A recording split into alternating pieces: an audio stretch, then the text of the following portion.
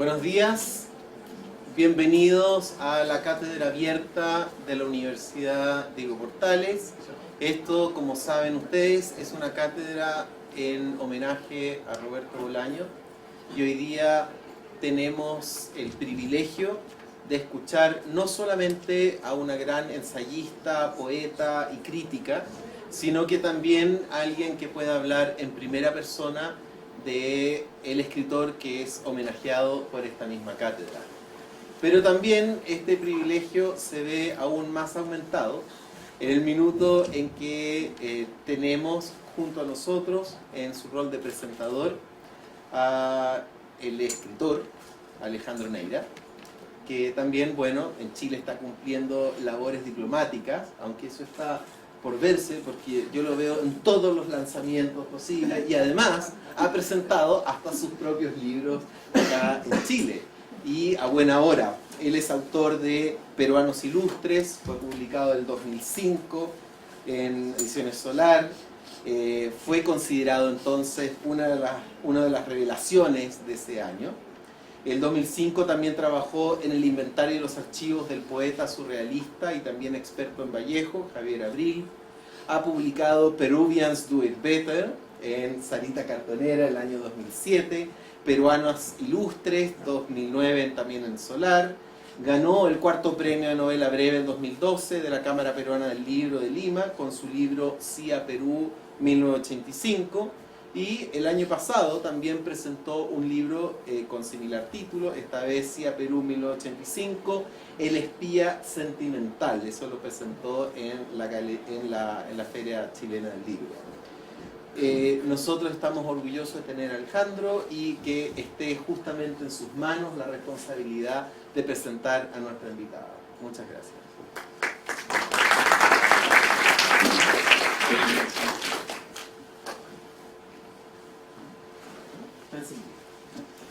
Bueno, muy buenos días. En realidad el privilegio es mío.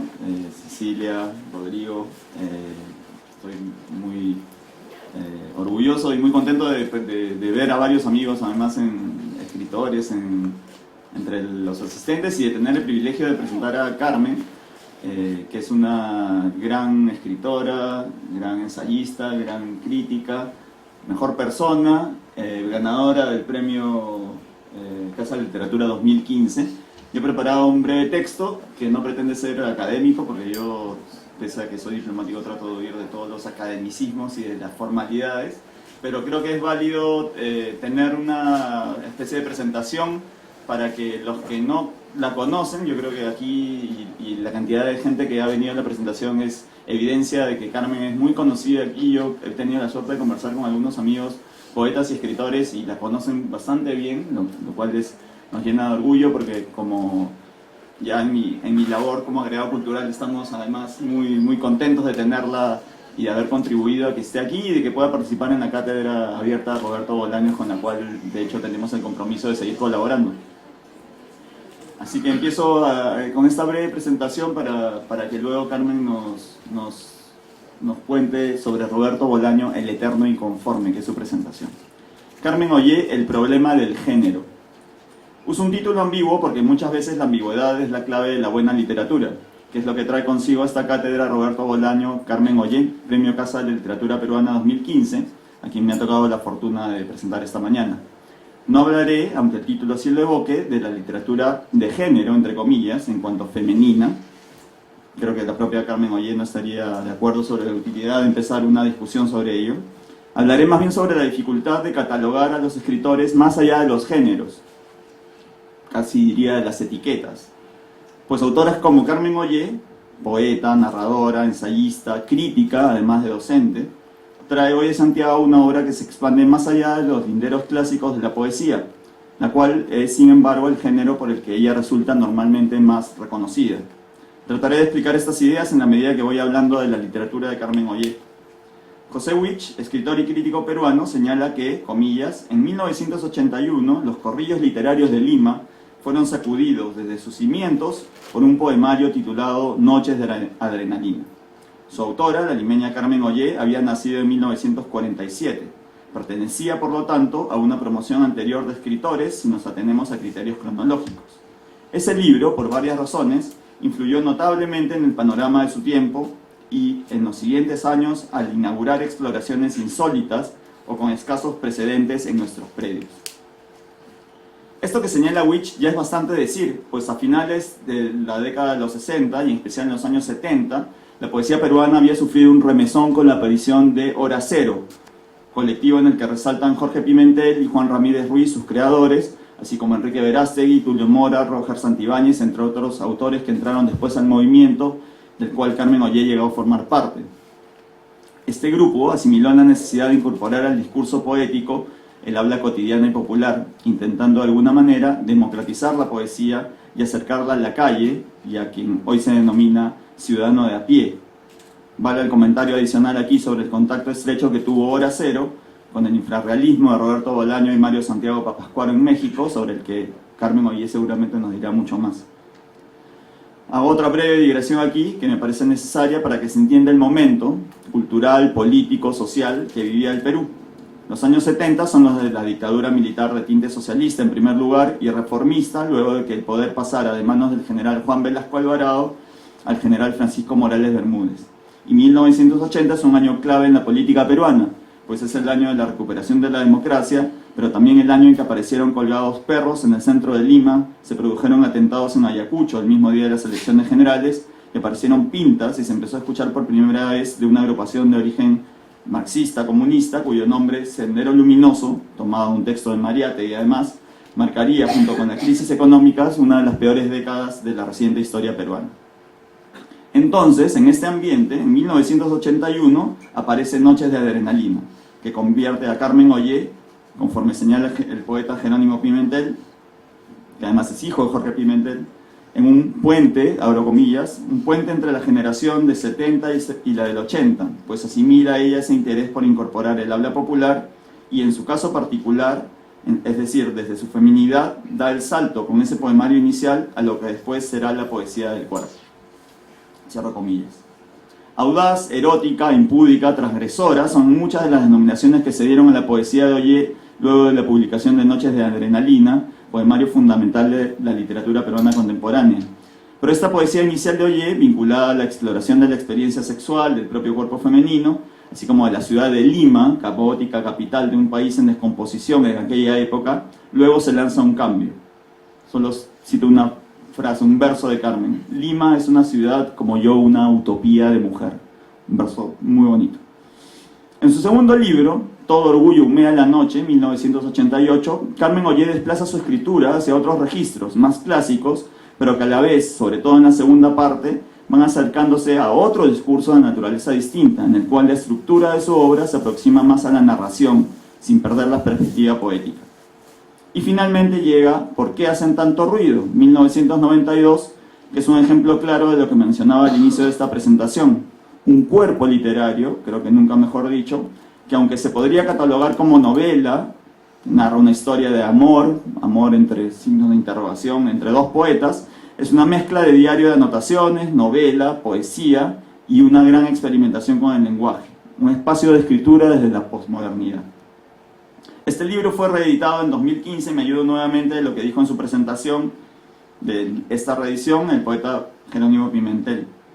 Abro comillas, Ollé, en un movimiento posmoderno, pareciera buscar el sentido desde el no sentido, como si el único camino para alcanzar la plenitud creadora fuera desconfiar de ella y sus afeites. En ese trayecto, el flujo textual, interrumpido y acotado, oscila entre la prosa grácil y anecdótica y la reflexión densa y extrema. El objetivo es siempre vital, reencontrar algo perdido entre la infancia y la convivencia, un espacio de tránsito hacia la adultez revestido de condicionamientos y opresiones. Esta obra inaugura una nueva y enriquecida producción narrativa posterior de Carmen Ollé, que por una cuestión de tiempo solo enunciaré. Las dos caras del deseo, 1994, Pista falsa, 1999, Una muchacha bajo su paraguas, 2002, Retrato de una mujer sin familia ante una copa, 2007, entre otras. Nuevamente debo decir aquí que se trata de obras muchas veces fragmentadas, en el que el lenguaje poético, muchas veces onírico, se va haciendo forma en una narración que, desde la autoficción, no pierde de vista las primeras preocupaciones de la poeta de Noches de Adrenalina, pero que a la vez incorpora nuevos intereses y visiones de madurez sobre la vida y la creación, que le dan un espacio relevante y además precursor entre las narradoras peruanas del siglo XXI. Sea esta pues entonces más que una introducción, una invitación a conocer la obra de Carmen Ollé, una gran escritora peruana que destaca desde la poesía, pero para ser más preciso y apropiado, desde los diversos géneros de la literatura. Muchas gracias.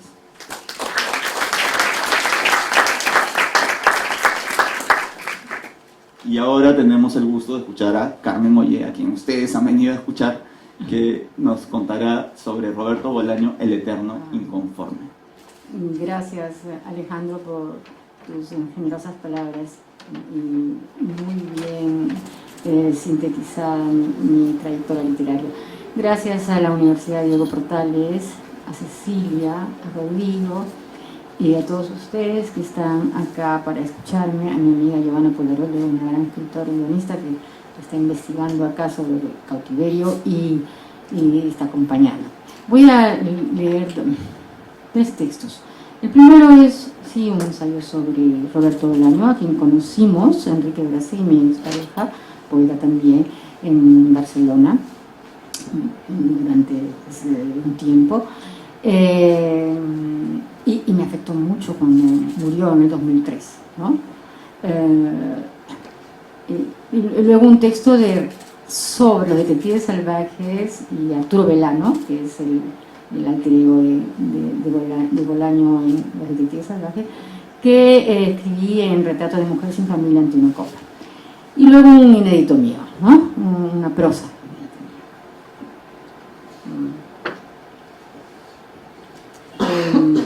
Roberto Bolaño, el eterno inconforme. Conocí a Roberto Bolaño en Barcelona hacia el año 1977, cuando él era joven, pobre y pasaba hambre.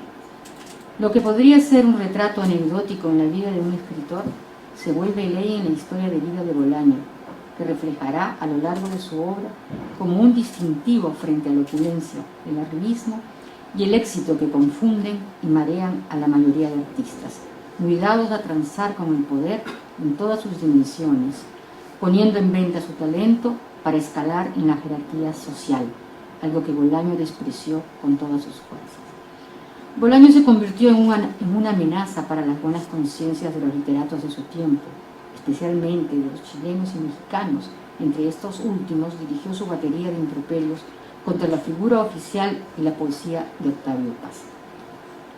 Roberto Bolaño, como poeta y narrador, está más cerca que nadie de los grandes malditos de la cultura occidental.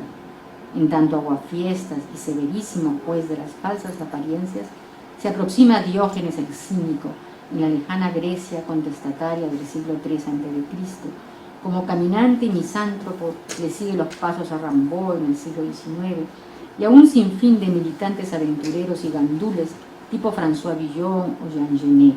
No obstante, el autor chileno siempre se mantuvo dentro de la ley, excepto cuando fue arrestado durante la época del golpe militar contra Allende en 1973. El entonces adolescente, que había regresado de México para defender el gobierno socialista, fue encarcelado por los esbirros del general Pinochet, exponiéndose a morir por una causa justa, la que siempre abrazó Bolaño, la de la libertad y el socialismo. Cuando hablamos de la obra de Bolaño debemos remitirnos de todos modos a un tema crucial en la literatura latinoamericana última, la metaliteratura, es decir, cuando la literatura se vuelve objeto de sí misma. El autor parte de su experiencia como escritor y traslada al papel sus preocupaciones y vivencias literarias. Algo parecido hizo Borges, aunque nunca desde un enfoque personal sino mítico. Los narradores latinoamericanos como Bolaño, en especial los argentinos entre los 40 y 50 años, desconfían de la ficción novelesca. Vargas Llosa habla de la verdad de las mentiras refiriéndose a ella. Por el contrario, para las generaciones recientes de escritores, inventar una realidad paralela y análoga a la real es prácticamente una farsa.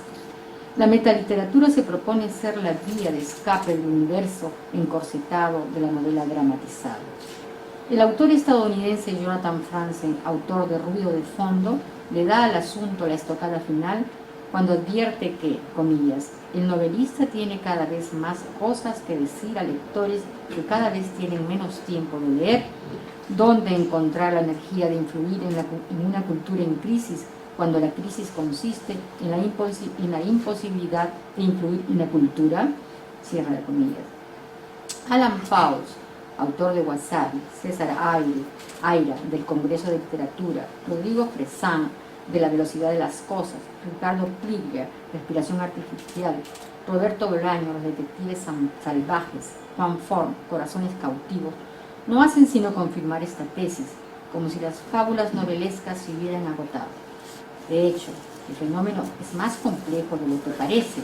A propósito de César Aira, Luis Chatarroni dice que, comillas, los narradores y protagonistas de las novelas de César Aira son cada vez más César Aira, cierro comillas.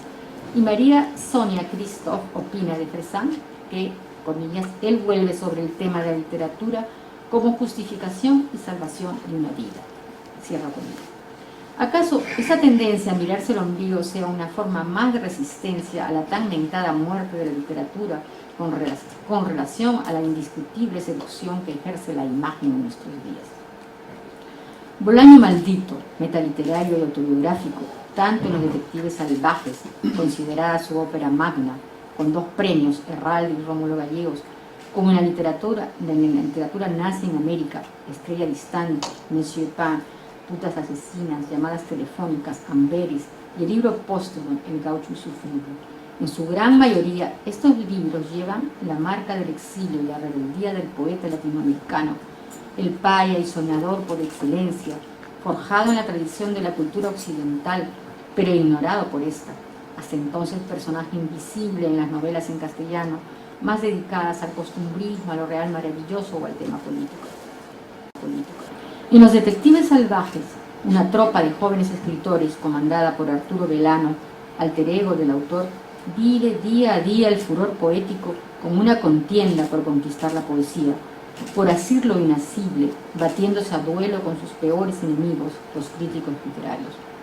Jóvenes desclasados, políticamente optimistas, utópicos, energúmenos frente a la cultura oficial, de ahí el odio a sus voceros y vacas sagradas como Paz o García Márquez.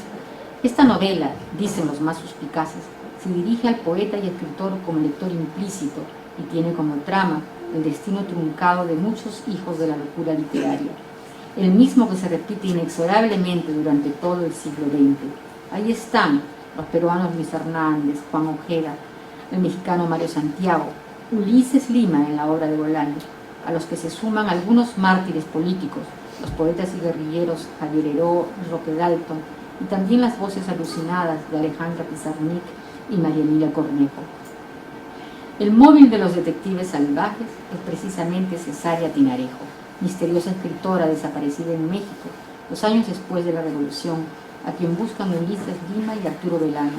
Y es que las mujeres, de ser musas, pasaron a ser heroínas irónicas y reverentes. Una prueba de ello es Auxilio Lacouture, de Amuleto, la uruguaya, amante de la poesía, exiliada en México, enemiga de las dictaduras militares. Pero son los cuentos de Bolaño los que mejor ilustran esta vocación autobiográfica. El lector siente su pulso cardíaco y se conmueve ante un Bolaño joven y desolado, perdido en las carreteras y campings europeos con sus libros de poesía y su amor por Sofie Podolsky, otra poeta suicida, esta vez belga, que recorre las páginas de Putas asesinas y Llamadas telefónicas. En Fotos, por ejemplo, un cuento de Putas asesinas, la intriga se ve más como pasión, entrega, sumisión al objeto que como producto intelectual. Estamos en una aldea fantasma de Liberia, donde Arturo Belano repasa las fotos de una antología de poesía francesa contemporánea de 1945. Váyase a ver uno que hacía allí Belano y cómo llegó a Liberia. Lo cierto es que cada poeta retratado produce en él una pequeña conmoción. Analiza la mirada, el gesto de los antologados.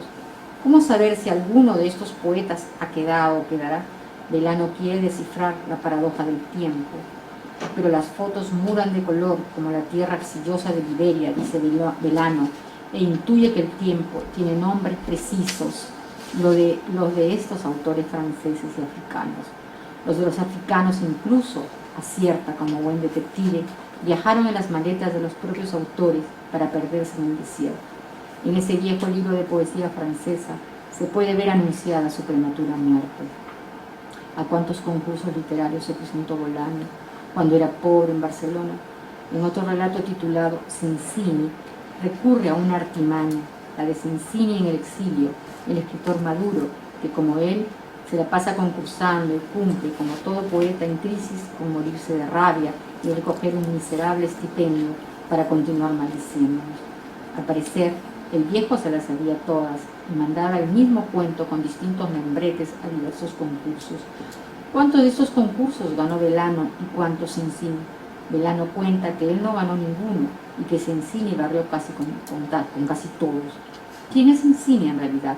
Un escritor que busca a su hijo desaparecido durante el golpe de estado de Pinochet y que no tiene ánimos para celebrar los premios.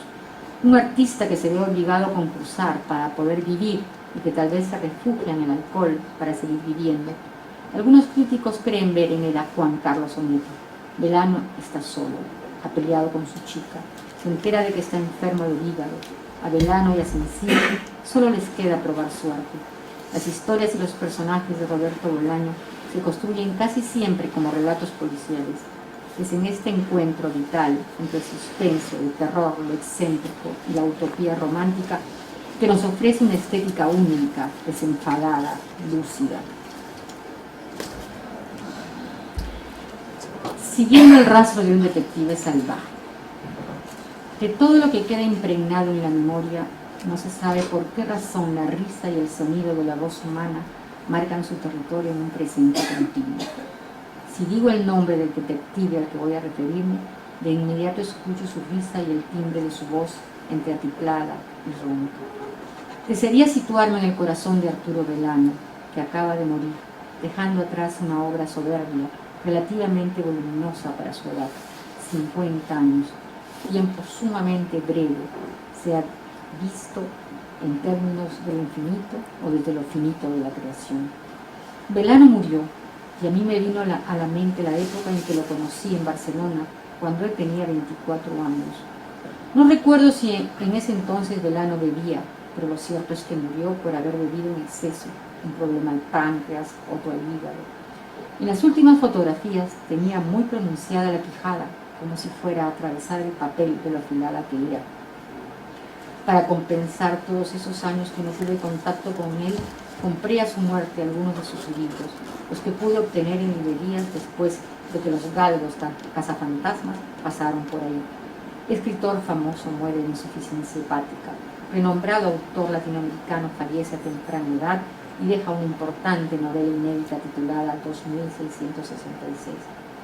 No tiene sentido que reproduzca las frases elogiosas con las que lo despidieron los periódicos. Posiblemente Belano se ría de ella desde el más allá. ¿Cómo he de encontrarme con Belano joven o el Belano adulto, el Belano enfermo de muerte? Belano siempre habla en sus cuentos de una poeta belga suicida. Puedo identificar a la muchacha y despertarla del sueño de los justos. Se trata de Sophie Podolsky. Él me regaló una revista con sus poemas. Sophie parece haber sido muy querida por Belano. Ella escribió en el país donde todo es posible. Belano era devoto de un país como ese, pues en él podía reencontrarse con el revolucionario, el vagabundo, el ratón de biblioteca, el disociador por excelencia, que fue prisionero durante el golpe de estado de Pinochet, al que unos amigos detectives libraron de morir. Sí, Sophie dibujaba a mano sus poemas. Yo los leí en francés, lengua que no domino, pero algo me quedó de ellos, la sensación de una locura altamente comprometida. Mientras Belano recorre las páginas de un libro de fotos encontrado en Liberia, una especie de fósil literario, ¿no? Cada poeta retratado produce en él una pequeña conmoción. Analiza la mirada, el gesto de los antologados. Es como si quisiera saber si alguno de estos poetas quedará.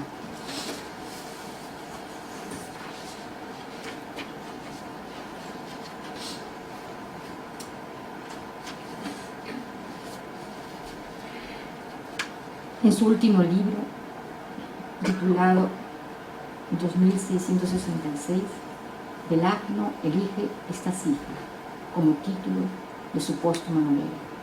En términos de tiempo, es una insignificancia, una gran carcajada frente a aquellos escritores que piensan en quedar para la posteridad.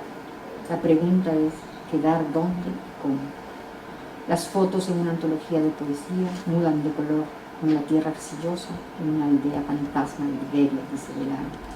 Belano intuye que el tiempo tiene nombres precisos, ¿no? El narrador recusa la simbología esotérica en 2666. El propio Belano no estaría de acuerdo en una treta tan barata. La brujería es menos sinuosa que el tiempo cortado por esa cifra de 4 dígitos. Sumados, los dígitos del numeral 2666 dan 20, multiplicados dan 432. Cifra menor que la de las mujeres que mataron en Juárez, tema principal de la novela. Volviendo a Arturo Belano. En verdad, un detective fantástico como Belano tiene antecedentes literarios tanto en el oficio de ser genial por el puro gusto de serlo como en el de no cultivar el éxito. Uno de ellos, fácil de identificar por las iniciales, es Arturo Bandini, racista, misógino e intolerante escritor, personaje de un oscuro autor llamado John Fante, lanzado a la fama póstumamente por el también escritor Charles Bukowski. Según Bukowski, un personaje como Arturo Bandini es a la literatura como la realidad a sus dimensiones reales. Mayor elogio que este no hay, pues en él se entronizan la pregunta: ¿es la realidad tan sutil como para volver loco a cualquiera? Quiero recordar a Bukowski y su descubrimiento de Arturo Bandini en una silenciosa biblioteca de California, allá por los años 50, donde recalaban los vagabundos, entre otras cosas, para disponer de un baño limpio y calientito. Este hecho da inicio al realismo sucio como corriente literaria. Pero Bandini es un racista culposo, hijo de italianos, y ha sido despreciado en los Estados Unidos. De la misma manera, él despreciará en la novela Pregunta al polvo a una joven camarera mexicana a la que conoce en un bar de California, porque según él es una hispana asquerosa y grasienta. Cito: tu raza tuvo su oportunidad y la perdió. Este tiempo me pertenece a mí, a los triunfadores americanos. Gracias, Dios mío, por haberme hecho americano. Fin de cita. Aunque a los pocos minutos se arrepiente y termina enamorado de la chica. La clave de sus sentimientos encontrados radica en un detalle genial de la novela de John Fante, las sandalias de la camarera. Un par de chanclas rotas con las tiras de cuero deshilachadas que Bandini no puede dejar de mirar y que se convierten en una imagen que lo perseguirá incluso después de un gran terremoto en California hasta el final de sus días. Pregúntale al polvo y los detectives salvajes están escritas con el estómago, como no hay otra forma de hacerlo. A partir de estos ejemplos, el escritor principiante tendrá que aprender a emular a sus maestros sin esperar los aplausos de la crítica, salvo que quiera erigirse en su propio modelo, como los poetas del siglo XX, los más aptos caníbales en ese sentido. No hay poesía que se haya escrito en dicho período entre los occidentales que no se precie de ser trágica por una voluntad de sufrimiento, adquirida o heredada o autoimpuesta. Lo cierto es que la adversidad y la insatisfacción del yo son marcas en los versos de nuestros contemporáneos, desde los más económicos hasta los más desopilantes. Así tenemos un amplio registro de egos maltratados, el yo trágico perdido en el fondo del mar, aferrado al muro de los leprosos, de las lilas muertas o los jacintos podridos. Ni Horacio, ni Cátulo, ni Juvenal lo entenderían, y menos Ono no Komachi, esta bella dama cuya cabellera de poeta resplandece bajo la luz de la luna en el juncal. Cito: en esta noche sin luna no podremos encontrarnos, la añoranza me despierta, mi pecho bate inflamado y el fuego consume mi corazón. Arturo Belano en Barcelona estaba riéndose a sus anchas en el pisito que alquilé en el invierno del 77 en la calle Obispo Sevilla para escribir desde un país liberado del franquismo, pues entonces nadie quería ser empresario en el Perú sino artista, e imaginábamos que Barcelona, muerto el tirano, derrochaba inspiración. Por esos días Arturo, Roberto, caía de improviso a charlar, odiando a Octavio Paz con un odio puro y literario. 25 años después, el muchacho que conocí escribió la novela de su vida y entonces escuché su risa en el espacio, animando las estrellas, girando él como el trompo de un niño huérfano, en pleno goce de una fama conquistada a pulso, como quien trabaja en una cantera bajo el sol inclemente del desierto en pos de un mineral precioso. Pero minutos después, el emisario de algún príncipe fantasma te dispara en la cara que Belano se murió de un colapso hepático y nada más. Pero claro que hay más, y mucho más. Sus libros se disparan también en el mercado. Las gacetillas tiemblan en las primeras páginas de los diarios de internet. Las de la prensa ya están manchadas de lápices de labios o de gotas de café, nadie sabe de qué otros residuos. Y entonces solo me queda reconocer al niño en el viejo y al viejo en el niño. Belano y los poetas peruanos autoexiliados en París, amantes de Octavio Paz, auténtica colisión. Aquel en estilo rambodiano, con la pipa invertida, el pelo largo y sus viejas sandalias. Los otros, que ya han abandonado a sus mujeres hispanas por las típicas aldeanas europeas, se sostienen del robo, de las injurias políticas, de su admiración al trío Los Panchos y, como no, a Elliot, a Pound, por quien los fanáticos de Belano también desfallecen. Belano acusa, despotrica contra los admiradores de Paz y los tilda de sobones. Es consecuente y no abdicará jamás de su militancia antipasiana. Son admirables su vena sentimental, su epifanía romántica y su amor por Laura, un gran amor no correspondido. Belano enamorado, igual que Landini, de su mexicanita madre, tacaña, charcherosa. ¿Qué hombre no ha amado a una maldita y maniática guachafa alguna vez con un breve chisporroteo de pasión, una descarga descomunal de hormonas, una eyaculación histórica?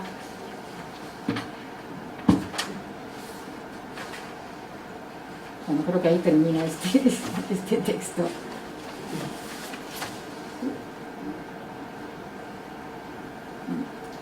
Sí, aquí termina.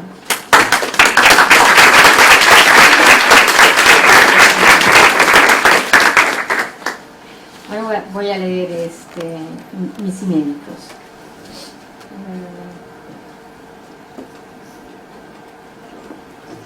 Se llaman, es un proyecto de novela corta. Se llama Cajas Chinas. Son dos historias. Una se llama la virilidad, y otra se llama Rubén. La virilidad es para lectores A, que no esperan nada de la vida. Rubén para lectores B, que algo aguardan, pero no lo consiguen. Es solo la fábula que se quedó fuera del escenario, con la cortina baja y la Guerra Fría terminada. Las dos historias forman parte de un sueño de verano. Rubén está escrito a manera de monólogos y de entrevista también, ¿no? Ya se lo he contado, pero usted no me escucha. En Turín, Janina, conoce a gente importante, muy poderosa, amigos de su padre. Nadie se meterá con nosotros, pero Gianni no es una mujer que sirva para hacer contactos. Solo sirve para hacer fotos de muchachos inmigrantes, chicos pobres a quienes ella les chupa la sangre. Así dice la gente que la conoce bien. Lo mismo hizo conmigo. Esta mujer fabrica con sus cuerpos lo que ella quiere. Una vez recogió a un chibolo peruano, parecía casi un niño. Lo llevó a su taller para las sesiones de foto, prometiendo que le iba a pagar mucho dinero. No sé qué hacía con él, pero un día los encontré juntos en el taller. El chico no podía levantarse solo, no tenía fuerza, estaba casi desmayado o drogado, estaba desnudo sobre la alfombra, la cara demacrada. Gianni también, como un fantasma, los dos a punto de morir. Eso me pareció. Un montón de cámaras disparaban desde varios rincones de la sala, uno y otro flash, algo horrible. Levanté al joven que blanqueaba los ojos como Cristo, lo bañé con agua de colonia porque apestaba. A ella la dejé ahí en el suelo para que aprendiera a no ser tan mala. Le juro, el chico y ella olían a mierda. Al mocoso le di agua con azúcar, le refregué las sienes con alcohol, luego un vaso de leche con café. Saqué de la cartera de Gianni un fajo de billetes y lo llevé a su casa rápido.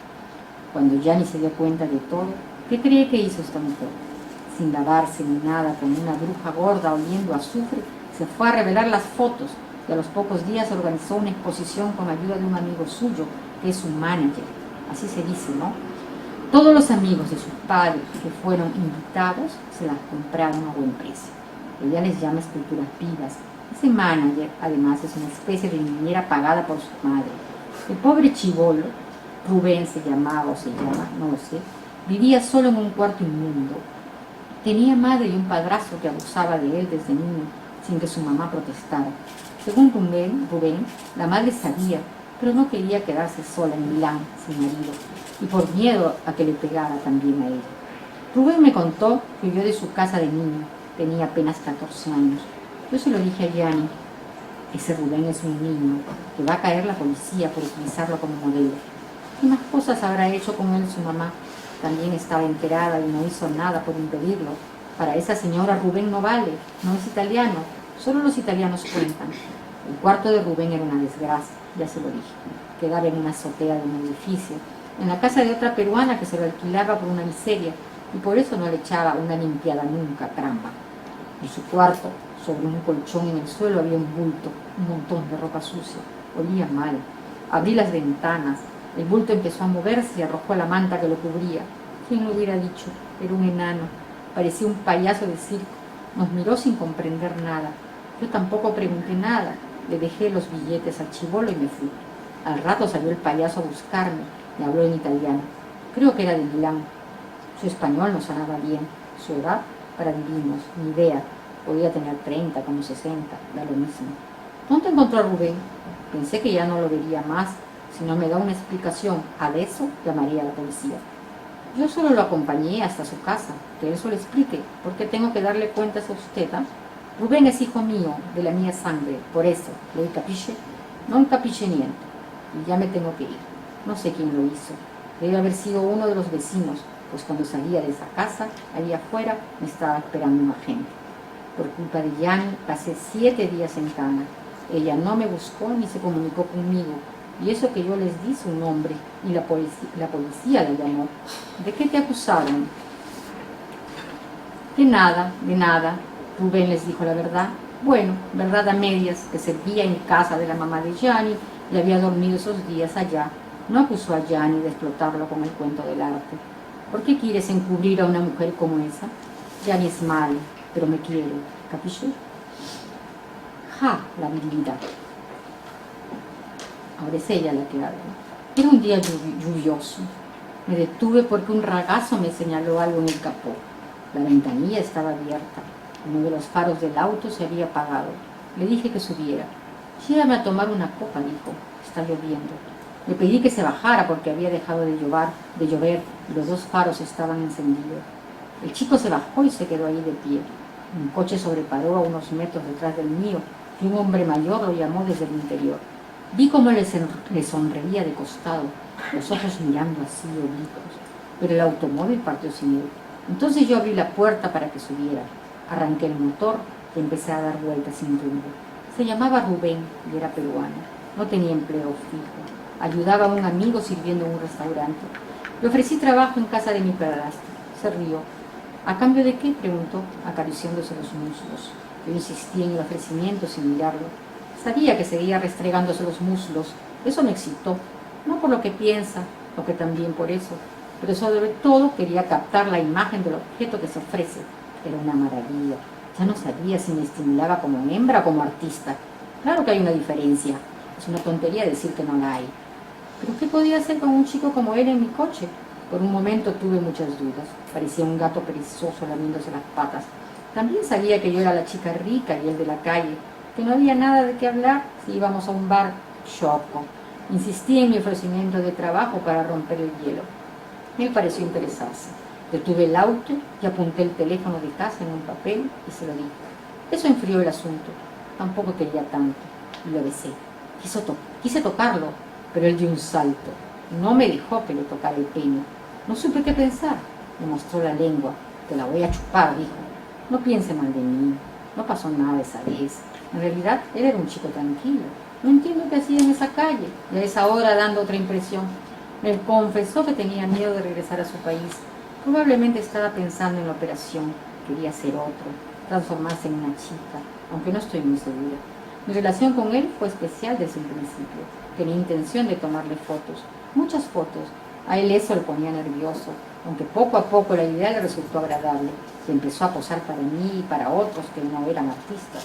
Lo hacen algunos chicos para ganar dinero aquí en Italia. No me extrañó, aunque luego reparé en algo que me hizo sospechar: los vestidos de mujer, una colección extravagante que él guardaba celosamente con llave en el ropero de su habitación en casa de mi padrastro. Un día entré sin avisar y los sorprendí probándoselos. Enseguida inventó la disculpa: estaban destinados a su hermana en Lima, que era muy devota de la Virgen del Carmen. Quise tomarle una fotografía, pero no me lo permitió. Esa vez lloró.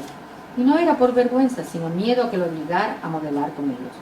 Rubén es muy devoto también.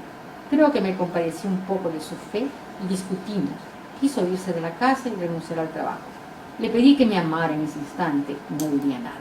Nos amamos, pero no como usted está imaginando. Fue como si lo hicieran dos mujeres, nada más. Yo salí avergonzada, sintiendo que empujaba la situación. ¿En nombre de qué virilidad?, me pregunté. Sí, ¿qué es la virilidad? ¿Un pene? ¿Es eso? Claro que había un pene. Rubén tenía un pene. ¿Y qué si no quería meterlo a una mujer como yo? Quería meterlo a esa Virgen de las Estampas. Júreme que no saldrá de sus labios. Bueno, gracias.